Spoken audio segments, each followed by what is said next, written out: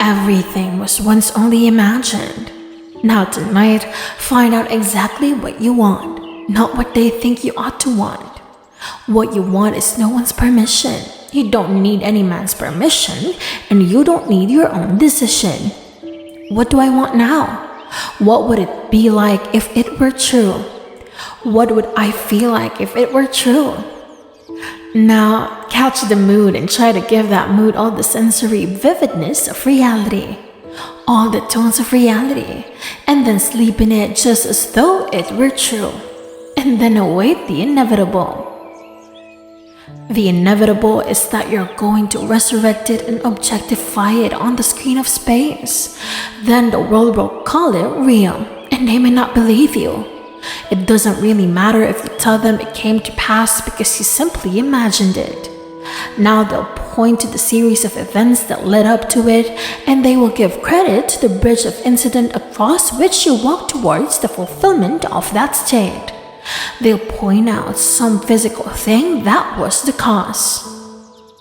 Not the cause is invisible, or the cause is God, and God is invisible to mortal eye. Who knows what you're imagining? No one knows but you. You can sit down and imagine, and no one can stop you from doing it. But can you give reality to the imagined state? If you do, yes, a bridge of incident will appear in your will, and you will walk across a series of events leading up to the fulfillment of the imaginal state. But don't give causation to any physical step that you took towards the fulfillment of it. You imagine yourself having a marvelous business, and then comes a day a building is for sale, and you have a nickel to your name. A total stranger, but a man comes in and asks you, quite in a friendly manner, "Are you going to buy it?" Knowing you don't have any penny, you say to him, as you would to a friend, "With what?" And then he says, "Well, I have money. It's only in the bank, showing nothing." You say, "But I have no collateral." But he said, "I've watched you. You're an honest person. Your family, they're honest. I think they are. Would you like me to buy it for you or get my lawyer to bid for it?" If they know that I'm bidding, that I have money, they'll bid me up. And so I get it at the very lowest price by getting a lawyer who represents more than one client. And they do not know who he represents. He'll bid for it. Are you willing to take him regardless of the price? And you say, "Yeah, I'll take it, but I have no collateral. All I need is your signature that you will simply pay 6% on whatever the price is, and then reduce the principal over a period of 10 years. Agreed?" "Yes, but then sign this, and we'll see if we can buy it." That day, you owned the building, and you didn't have one nickel when you owned the building. That day, you only had your signature on a piece of paper. At the end of 10 years, you repaid the man his principal. You reduced it every year, paying him 6% on the remaining principal, and reduced the entire thing at the end of 10 years.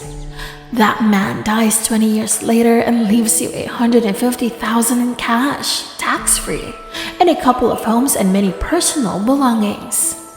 In the meanwhile, you continue in that business, and it multiplies and multiplies and multiplies. That year was 1922, and now it's 1968. That building, I'm speaking factually, in 1924 is now gone. He paid only $50,000 for it. It was repaid and repaid. A bank 3 years ago bought that property that the building was on. The property was rotted, and they bought it for $840,000 in cash, with no capital gain. From $50,000 to $840,000. In the meanwhile, the business has expanded into all other islands, so that today you couldn't buy them out for $15 million. All in imagination, and this goes back to the imagination that preceded this man's offer to buy the building for the young man. You see, in this building, he was entertaining a thought that the present owners deceived his father and through deception got him out of a junior partnership. He was moved not to get even but to prove that he really had something within him and could be a success in spite of their deception. So every day, he would see on that marquee not their name but his own family's name. And he would see it in his mind's eye because he could not take their name and transliterate it to make it spell this man's family name. But he saw it, and in his mind's eye, he saw that name, which if true, would imply the family owned it. He did it every day, twice a day, for 2 years. And then the summer came out of the north, and the whole thing was made possible. And today, they're all over the islands and they have no partners. They've never taken in one partner, never sold one bit of stock outside of family ownership, all by imagination. Now I know what I'm talking about because I'm a member of that family. I'm speaking of my own family. This is not hearsay. I know it. My second brother, Victor, was the one in whose imagination this whole thing began to bloom. And he still works all by imagination. He knows what he wants, and then, after having decided in himself, that's what I want and that's good for the business, he then, in his mind's eye, appropriates it. And then let things happen, as told us in scripture. The vision has its own appointed hour. It ripens, it will flower if it belongs. Then wait for it. It is sure, and it will not be late.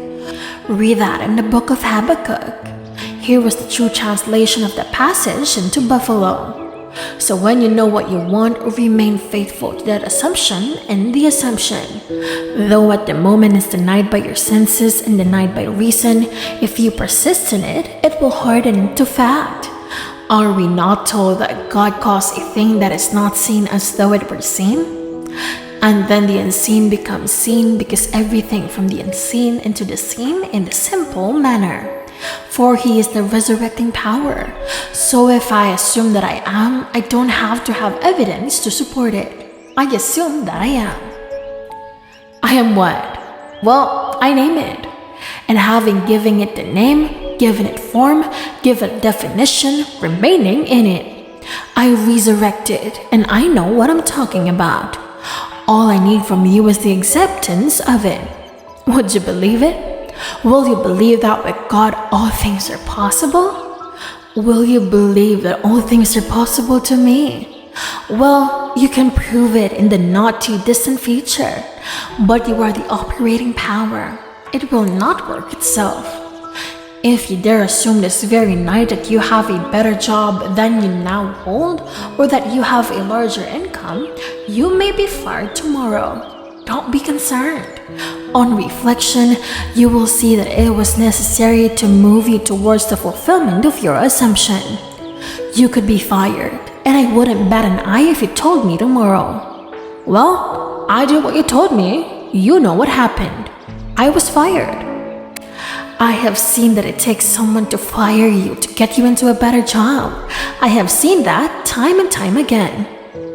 I wouldn't go out and quit the job. You may be promoted in the job, or you may be invited by some other concern that is competitive to join them.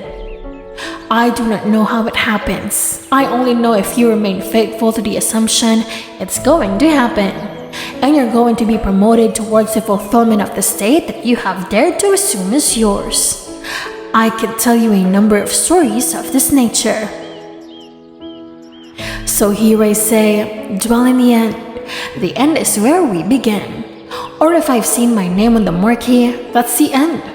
I don't wait for the incident to take place in my world to move from one to the other leading up to that.